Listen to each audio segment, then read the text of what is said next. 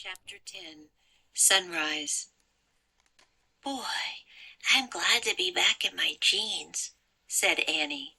Jack opened his eyes. He still felt damp, but he was glad to be wearing his jeans again, too.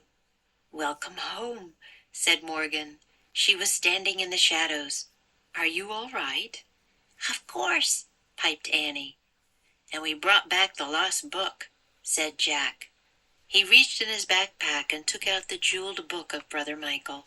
He handed it to Morgan. The enchantress sighed. She ran her hand over the sparkling cover. "A great work of art," she said. Morgan then put the book next to the scroll from Roman times and the bamboo book from ancient China. "I'm afraid the story you wanted is not all there," said Jack. "Brother Michael didn't get the chance to finish it." Morgan nodded. "I know," she said. "Sadly, we have only bits and pieces of many wonderful old stories." "What's the story about?" asked Annie. "It's an ancient Irish tale about a great serpent named Sarf," said Morgan. "He saved us by pushing our ship over the stormy waves," Annie said. "Sarf was a huge, ugly monster," said Jack. Morgan smiled. "Sometimes monsters can be heroes," she said. "What about Vikings?" asked Jack. "Oh, most definitely, Vikings could be heroes too," she said. In fact, once the Vikings settled down, they became more than just a warrior people. They actually added a lot to civilization. "We found civilization on our trip," said Annie. "Yeah," said Jack, "in the library of the monastery." Morgan smiled again. "Their library was a light in the dark ages, wasn't it?" she said. Jack nodded. He thought of Brother Michael and the other monks making their beautiful books by candlelight. "Thank you also for your great courage," Morgan said. "You are both heroes too." Jack smiled shyly. "Go home now and rest," said Morgan. "Bye," Jack and Annie said together. They started down the treehouse ladder. The sky was turning pink and gold. When they reached the ground, Morgan called out to them, "Come back in 2 weeks. I need you to find one more lost book." "Where is it?" said Jack.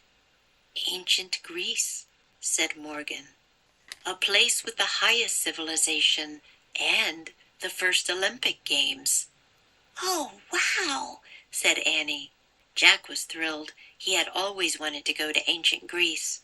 Jack and Annie took off through the woods. The sun was rising when they got to their front porch. Annie opened the front door. She stuck her head inside and listened. "Everything's quiet," she whispered. "I think Mom and Dad are still sleeping." She moved quietly inside. Jack turned back to watch the red sun rise through a clear blue sky. He thought about how it was the same sun that had risen in Ireland over 1,000 years ago. "Shine, O light of the sun," Jack whispered, "on this day filled with wonder." Then he slipped inside his quiet house. ㅣ매직트리하우스 Book 15 Viking Ships at Sunrise Chapter 10.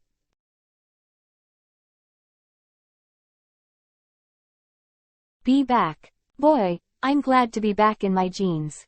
Run over something. Run one's hand over. She ran her hand over the sparkling cover. Be afraid. I'm afraid the story you wanted is not all there. Get a chance. Brother Michael didn't get the chance to finish it. Bits and pieces. Sadly, we have only bits and pieces of many wonderful old stories. Settle down. In fact, once the Vikings settled down, they became more than just a warrior people. Call out. Morgan called out to them, "Come back in 2 weeks. Practice makes perfect."